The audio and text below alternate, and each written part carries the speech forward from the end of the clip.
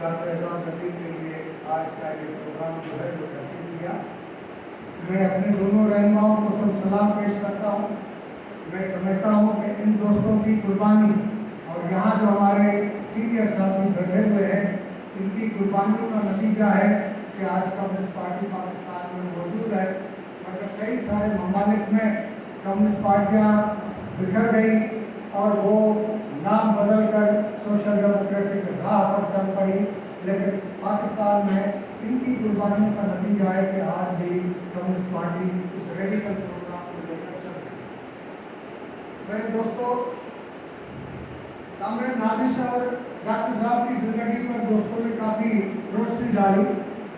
میں تھوڑی سی گفتگو کر کے آج کے حالات پر کچھ بات کریں گے، کیونکہ کمیونسٹ پارٹی ایک فورم نہیں ہے، ایک پولیٹیکل پارٹی ہے. اور ہمارے دو سینئر ساتھی کامریڈ سہیل سانگھی، ہمارے استاد ڈاکٹر توصیف نے جو سوالات رکھے ہیں وہ سوچنے والے، سمجھنے والے اور ان سوالوں کے جواب تلاش کرنے کی ضرورت ہے.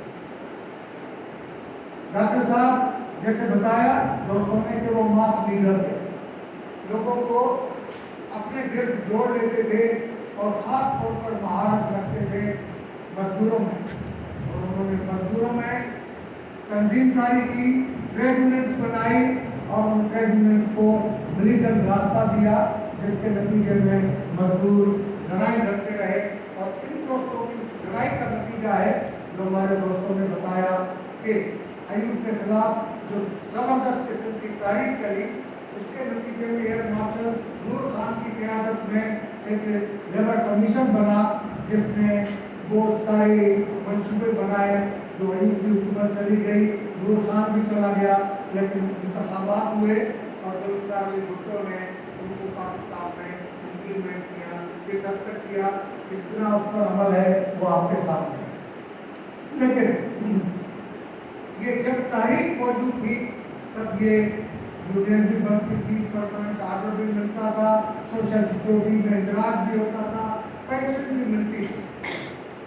یہ اگر اوپر کرتے ہیں تو ڈبلنگ ہو جاتی ہے آواز کی. تو مزدوروں کو پینشن بھی ملتی تھی اور پاکستان میں سرکاری ملازمین کو اپائنٹمنٹ لیٹر ملتا تھا، پرماننٹ جاب ہوتی تھی. اس جاب کے نتیجے میں ان کی گریجویٹی بنتی تھی، ان کی انشورنس بنتی تھی، ان کی پینشن ہوتی تھی. لیکن جیسے ہی مزدور تاریخ کمزور ہوئی، کمیونسٹ تاریخ دنیا میں کمزور ہوئی، رد انقلاب سوویت یونین میں آیا، اس کے نتیجے میں بتدریج وہ رعایتیں چھینتے ہیں. آج عالم یہ ہے کہ تھرڈ پارٹی ورکرز کام کر رہے ہیں.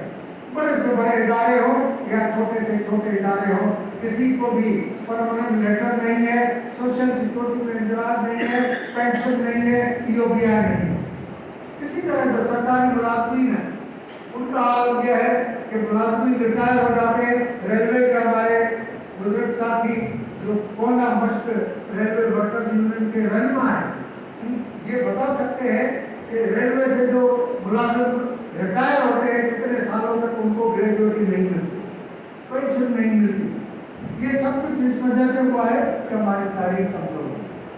کامریڈ امام علی نازش نے، ڈاکٹر اعزاز نذیر جان ساتھی، کامریڈ حیدر بخش جتوئی، انہوں نے جو کسانوں اور مزدوروں کو اور درمیانے طبقے کو ان کے مسائل پر جدوجہد کرائی، کامریڈ نازش جیسے لوگوں نے ان کی ملیٹنٹ جو مستقل مزاجی سے لڑاکو لوگ تھے ان کی نظریاتی تربیت کر کے پارٹی کو آرگنائز کیا اور پارٹی کیڈر بنایا.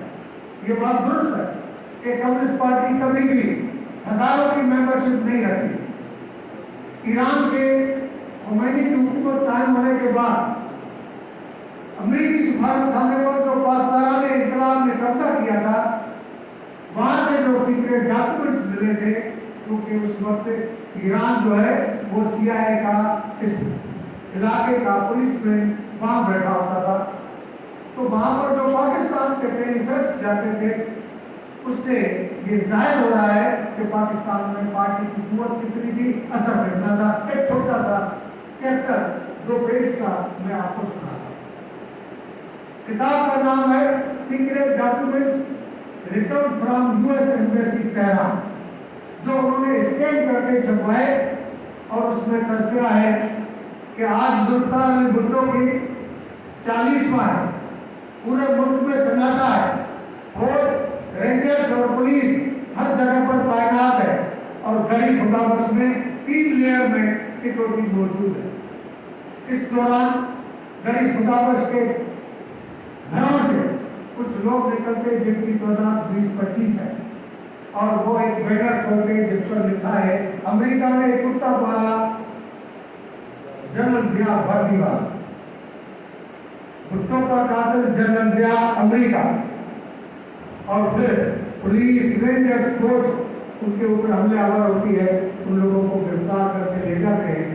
جب انٹروگیشن ہوتی ہے تو اس میں کچھ لوگ بتاتے ہیں کہ ہم ڈیموکریٹک اسٹوڈنٹس فیڈریشن سے تعلق ہے، کچھ لوگ بتاتے ہیں ہمارا سنجھاری کمیٹی سے تعلق ہے، اور کچھ لوگ بتاتے ہیں کہ ہمارا پاکستان نیشنل پارٹی سے تعلق ہے۔ اب چیپٹر نیچے شروع ہوتا ہے کہ یہ تینوں فرنٹس ہیں کمیونسٹ پارٹی پاکستان، اور کمیونسٹ پارٹی پاکستان جس کا سوویت یونین کی پارٹی سے تعلق ہے، انڈیا کی پارٹی سے تعلق ہے، پاکستان میں ان کے ممبروں کی تعداد 1000 کے قریب ہوگی، لیکن اس کے فالوورز کی تعداد جو ہے وہ 1000 ہوگی۔ یعنی 1000 کے اندر ممبرشپ رکھنے والی پارٹی کے فالوورز کی تعداد اپنا دشمن امریکہ مانتا ہے کہ 1000 کی تعداد میں۔ آج بھی کمیونسٹ پارٹی چھوٹی ہے، لیکن بنیادی سوال ہے کہ ٹریڈ یونین کو کیسے منظم کیا جائے، سرکاری ملازمین کو کیسے منظم کیا جائے، درمیانی طبقے کو کیسے منظم کیا جائے۔ آج سب سے زیادہ مسائل ان کے، یہ بات ٹھیک ہے کہ اس پر غور کرنے کی ضرورت ہے کہ آج قدر زائد کی کیا پوزیشن ہے۔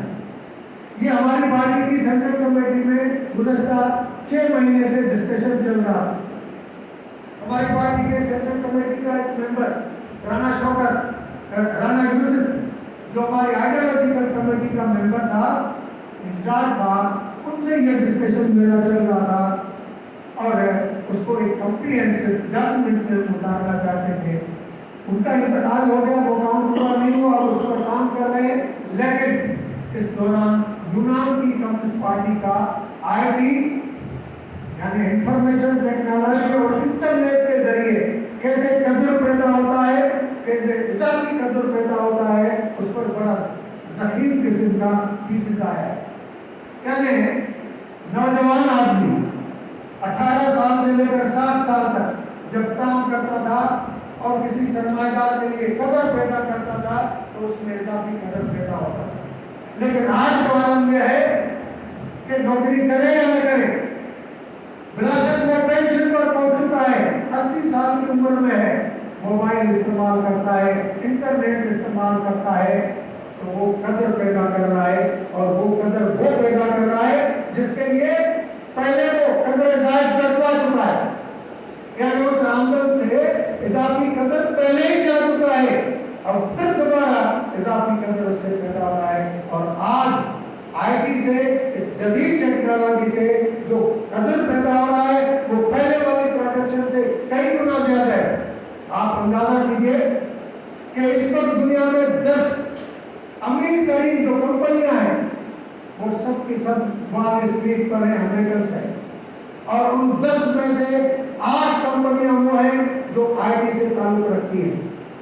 اگر 20 کاؤنٹ کی جائے کہ دنیا کی امیر ترین کمپنیاں، تو ان 20 میں چین بھی آتا ہے، لیکن یورپ سے صرف 3 کمپنیاں آتی ہیں۔ اب دنیا کے اندر آئی ٹی کے ذریعے جو ایکسپلائٹیشن ہو رہی ہے وہ پہلے والی جو پروڈکٹ سسٹم تھا، جو کنزیومر گڈس بناتے تھے، جو آرگینکس گڈس بناتے تھے، اس سے جو قدر پیدا ہوتا تھا اس میں زیادہ لاگت ہوتی تھی، زیادہ لوگ کام کرتے تھے۔ آج کم لوگوں سے زیادہ قدر پیدا کر رہے ہیں، اور اضافی قدر بھی اتنا تیزی سے پیدا ہو رہا ہے، لیکن کلاس اسٹڈی کیوں نہیں ہو رہی؟ یہ بنیادی سوال ہے۔ ہمارے کانگریس استاد سہیل سنگھی نے رکھا کہ سندھ کے کسی نہ کسی شہر میں، کسی نہ کسی ضلع میں روزانہ خبر آتی ہے احتجاج۔ بلوچستان میں تو اب ماس ایجوکیشن تو موجود ہے، لیکن اس کے ساتھ ایک ہاٹ مار بھی چل رہی ہے، اور پاکستانی ریاست کئی جگہوں پر کمزور پڑتی ہے کہ گھنٹوں تک وہ شرمچار آگے اپنی حکمرانی قائم کرتے ہیں۔ یہی پختونخوا میں بھی صورت ہے۔ آج پاکستانی ریاست جس جگہ پہنچی ہے، اس ریاست کے اندر موجود تضادات کیا ہے؟ ہم سمجھتے ہیں کہ کمیونسٹ پارٹی آف پاکستان کل بھی لڑ رہی تھی کہ عوام کے بنیادی حقوق اس ریاست کے اندر ماننے چاہیے، اور بنیادی حقوق کیا ہے؟ بولنے کی آزادی، منظم ہونے کی آزادی، سیاسی بنیاد پر سماج میں تبدیلی لانے کے لیے آزادی، یہ بنیادی حقوق ہے اس ملک کے شہریوں کا۔ اور ریاست کی ذمہ داری ہے کہ یہاں کے عوام کو روزگار، علاج اور تعلیم دے، اور یہ کہہ کر کے آئین میں ضمانت دی گئی ہے۔ آج ان سب کو وائلیٹ کیا جا رہا ہے۔ آج بنیادی حقوق تو چلے دور کی بات، آج سیاسی حقوق بھی نہیں، احتجاج نہیں کر سکتے۔ آج بلوچ یکجہتی کمیٹی والوں کا احتجاج تھا، بھائی بندوقیں لے کر پولیس اور فوج پر فائرنگ کرنے کے لیے تو نہیں آ رہے تھے، مظاہرہ کرنے جا رہے تھے کہ جو آپ نے جبری لاپتہ کیے ان کو لاحق کیا جائے۔ آپ نے جبری لاپتہ کیے ہیں، آپ نے کمیشن بنائی ہے، ابھی تک تعین کیوں نہیں کر رہے کہ کتنی جان جبری لاپتہ ہے اور کتنے آپ کے بقول کہ ملک چھوڑ کے جنگ لڑ رہے ہیں اور ان کو خامخواہ لاپتہ میں شامل کیا گیا ہے؟ فیصلہ کرے کر، لیکن عوام کو احتجاج کا حق ہے۔ تو سیاسی اظہار کی آزادی بھی نہیں ہے، اور ساتھ ہی جو عوام کی رائے کو پریس کے ذریعے، میڈیا کے ذریعے اجاگر کرتے ہیں، ریاست تک پہنچاتے ہیں، آج ان کے لیے ٹیکا قانون بن جاتا ہے۔ اور تعین کون کرے گا؟ ریاست کرے گی کہ یہ جھوٹا پروپیگنڈا ہے۔ وزیر خزانہ کہہ رہا ہے کہ پاکستان عالمی طور پر معاش کے حوالے سے اپنی ساتھ کھو چکا ہے، اور ہمارا وزیر اعظم جھوٹ بول کے کہتا ہے کہ ہمارا ملک ترقی کر رہا ہے، ہم بحران سے نکل آئے۔ تو سب سے پہلے ٹیکا دیتا ہے شہباز شریف کو اندر کرو، ان کے اوپر مقدمہ چلاؤ۔ آپ کے جو توتے ہیں، جو گودی میڈیا آپ کی ہے، وہ چاہے الیکٹرانک میڈیا ہے، پرنٹ میڈیا ہے یا سوشل میڈیا ہے، وہ سارا دن جھوٹ بولتے ہیں، پکڑو ان کو، مقدمہ چلاؤ۔ یہ سارے اظہار کی آزادی ختم، سیاسی جدوجہد کرنے کا راستہ بند، قوموں کو قید خانہ بنایا ہوا ہے، محنت کشوں کی حالت یہ بنا دی گئی ہے، اور عالم یہ ہے کہ روزگار کے راستے بند، علاج نہیں، تعلیم نہیں، تمام ادارے پرائیویٹائز ہو گئے، اور نام نے آج ایک ڈھونگ رچایا ہے کہ public private partnership. Public private partnership کیا ہے؟ اس کی معنی ریاست اداروں کو نہیں چلا پاتی، تو خود ریاست کیوں بیٹھی ہوئی ہے؟ اقتدار چھوڑو، ان لوگوں کو اقتدار دو جو ان اداروں کو چلا سکے۔ اور پاکستان میں فوج کے جنرلوں سے لے کر سول اداروں تک، سیاسی اشرافیہ سے لے کر سروسز سیکٹر کے افسرشاہی تک سب ثابت کر چکے ہیں کہ نااہل ہیں، یہ ملک کو نہیں چلا سکتے، ملک کو سیاسی گرداب میں بسایا ہوا ہے، قوموں کے تضادات کو دلدل میں ڈال دیا ہے، اور معاشی طور پر یہ آج ملک جو ہے وہ دیوالیہ ہو چکا ہے۔ کون سا ملک ہے جس کے نوجوان لاکھوں کی تعداد میں سال میں اس طرح کشتیوں میں ڈوبتے ہوئے سمندر میں اپنے روزگار اور بہتر مستقبل کے لیے باہر جا رہے ہیں؟ میری بیٹیاں، میری بہنیں، میری بائیں بیٹھی ہوئی ہیں کہ ان کا بچہ لٹے جگر کس طرح وہ اپنا جسم پھاڑ کر اس بچے کو جنم دیتی ہے، کس طرح اس کا ماں باپ اس کی پرورش، اس کی تعلیم پر خرچہ کرتا ہے، خود پھٹے کپڑے، پرانے کپڑے، لنڈے کے کپڑے پہن کر بچوں کی تعلیم کے اخراجات پورے کرتے ہیں، اور جب ڈگری مل جائے اور اس ملک کے اندر کچھ نہ ہو اور بچہ جب سمندر میں ڈوبتا ہوا جائے، اس ماں کے اوپر کیا گزرتی ہوگی، یہ آپ اور ہم جو باپ ہیں اس کا اندازہ نہیں کر سکتے۔ یہ ریاست ہے۔ اس وقت پاکستان کے عوام کا بنیادی تضاد اس ریاست سے منقولہ ہے، اور ریاست میں بھی وہ اشرافیہ جو مستقل مسلط ہے اس ملک کے اوپر۔ کل جمہوریت کے لیے لڑتے تھے، طبقاتی تضاد کو تھوڑا سا سائڈ پر رکھتے، ان وڈیروں کے ساتھ اتحاد کرتے تھے، ان سرمایہ داروں سے اتحاد کرتے تھے کہ ملک کے اندر اللہ ہو، جمہوریت ہو، بولنے کی آزادی ہو۔ آج وہ تمام کے تمام میٹنگ بنے ہوئے، وہ خود قوانین پاس کرتے کہ ہم اپنے اختیارات جو ہے وردی والوں کو دے رہے ہیں، اور کس کے ساتھ اتحاد کریں؟ سول رائٹس کے لیے، پولیٹیکل رائٹس کے لیے، ہیومن رائٹس کے لیے، فنڈامنٹل رائٹس کے لیے کس کے ساتھ اتحاد کریں؟ کس کے ساتھ مل کر ملک میں جمہوریت کے لیے جدوجہد کریں؟ ہم کمزور ضرور ہیں، بائیں بازوں کی قوتیں بکھری ہوئی ضرور ہیں، لیکن بنیادی ذمہ داری انہی کے اوپر آتی ہے۔ مظلوم قوموں کی محب وطن قوتیں اور بائیں بازوں کی قوتوں کو مل کر اس ملک کے اندر اس ریاست کے اس مسلط قوتوں سے نجات حاصل کرنی ہوگی۔ میرے بھائیوں، آج پاکستان کی ریاست جس بحران میں پھنس چکی ہے، خطرہ یہ ہے کہ اس بحران کا بوجھ اٹھا نہ سکے اور بکھر جائے۔ اگر ریاست بکھر جاتی ہے تو پھر کیا ہوگا؟ ہمارے سندھ پر تو نہ کمیونسٹوں کے پاس، نہ بائیں بازوں کے پاس، نہ قوم پرستوں کے پاس اتنی قوت ہے۔ پھر زرداری کمپنی لوٹ مار کا زمانہ سندھو دیش میں بھی قائم کرے گا جس طرح پاکستان میں چل رہا ہے۔ بلوچستان کی آزادی کی تاریخ ایک بیگ میں ہے، باقی بڑا حصہ سرداروں کے پاس ہے۔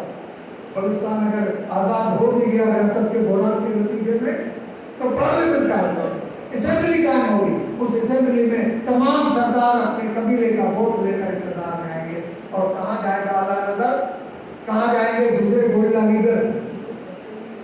حکمرانی تو ان کے پاس ہے۔ اسی طرح پختونخوا کی صورتحال ہے کہ پختونخوا میں پہلے ہی جنرل ضیاء اور وردی والوں نے مصنوعی طور پر مذہب کی اتنی انجیکشن دی ہے لوگوں کو کہ سب کٹر قسم کے لوگ بن گئے، اور وہاں طالبان آتے ان کے ساتھ حکمرانی قائم کریں گے۔ آج پختونخوا تھوڑا بہت جو لبرل نظر آتا ہے، کل کو یہ صورت بھی ہوتا ہے۔